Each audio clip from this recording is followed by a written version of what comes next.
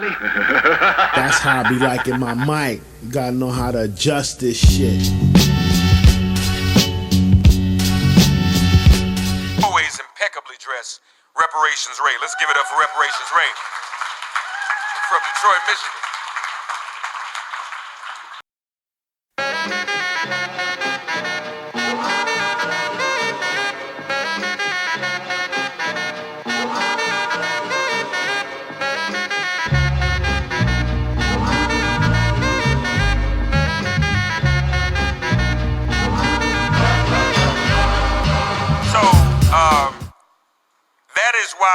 That is why we are here.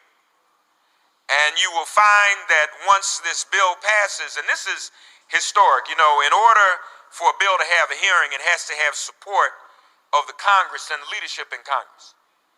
And so when the Speaker of the House says go forward, I support the legislation, they're able to have a hearing. Then the next thing they're able to have is a markup, and then there's a vote on the floor. So we've come a long way, and once that happens and the bill passes, we will have a reparations commission to determine what is best for our people, what is the best form of repair. And that commission will hash that out. Some folk believe it ought to be individual checks. Some folk believe it might be something else. It might be land. It might be investment in our institutions, building, helping us to build capital. One sister was at the hearing the other day. She said, boy, I can't wait to get my check so I can buy me a new car. And I said, well, that's part of the problem. You know, because we have to. I just said that. Conrad wants me to reiterate the website. Ncobraonline.org, right? That's the right website, right? Okay. All right, I got it. I had it right the first time. Ncobraonline.org. Those of you who are watching the live stream can make donations there. To Chicago in the 1970s and began to venture to rebuild the Nation of Islam in Chicago. Somehow, the nationalist community in Chicago got connected to the minister. And through that connection over the years, we have worked with the minister on many projects, but specifically as it relates to the reparations movement. In the early days, everybody thought I was a registered person in the Nation of Islam. I guess I really am. So I've been working with the Nation of Islam and the minister for many years.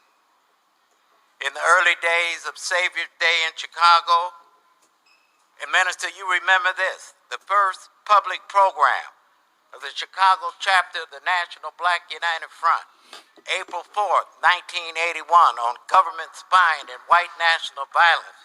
You were the keynote speaker with the Honorable Harold Washington, the late Dr. Bobby Wright, and Hakeem Matabuti before 2,000 people at Quinn Chapel Church. You remember that, Brother Minister? Yes, sir. 1984, we hooked up with you and went all around the country in the underground while you were promoting the campaign of Jesse Jackson running for President of the United States. You remember that, Brother Minister? That many of you are here and excited to hear our keynote speaker. He was honored by Ncobra last night, received a Lifetime Achievement Award.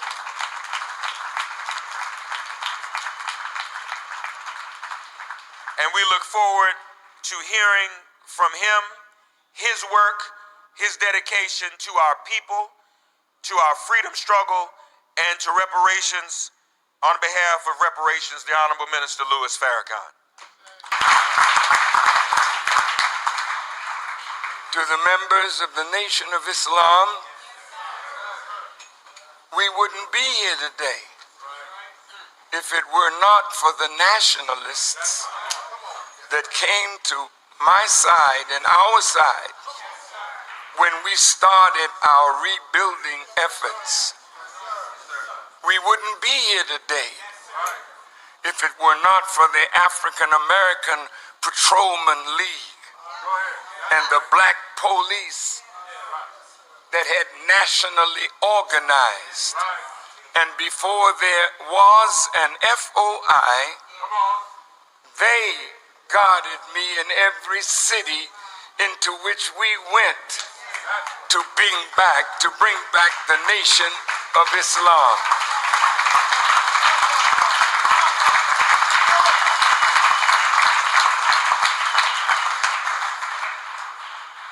We can't think just for Muslims, because there were Christian pastors who stood with me and stood with us.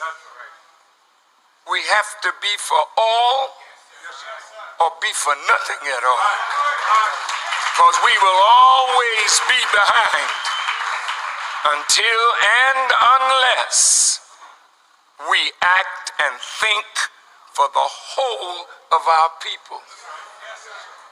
Now, having said that, I just returned from the holy cities of Mecca and Medina in the Arab and Muslim world,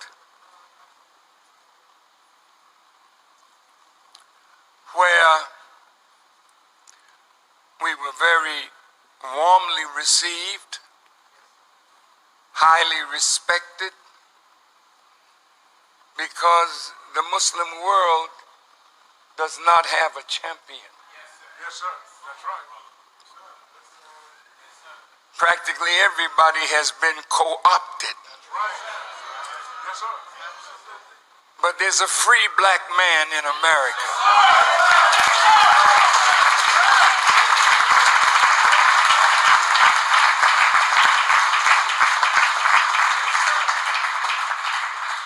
Who is unbought,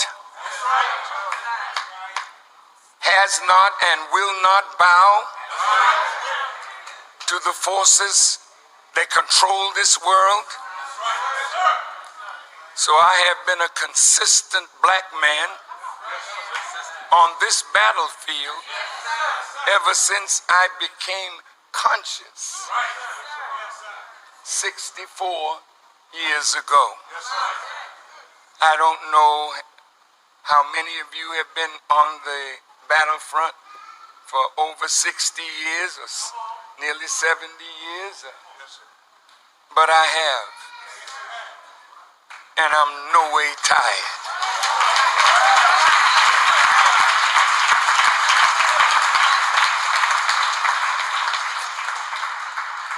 There's a verse in the Quran that says Allah is the only reality.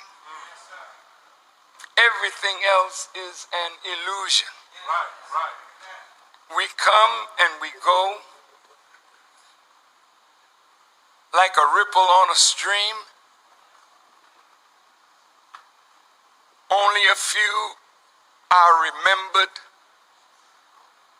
beyond their times. It's because each of us does have a time. Yes, sir. Yes, sir. And that's the time when life is a part of your being. Yes, sir. You're alive. This is your time. This is our time. The question is, what do we do with our time? Because there's another generation. Depending on what we do with our time, that we can pass them the baton of time so that the struggle will continue until victory is ours. I came to the fork in the road and went straight right out the crack valve to the golden gate. See the silver spoon in my mouth, it had cake. My rap birthday date.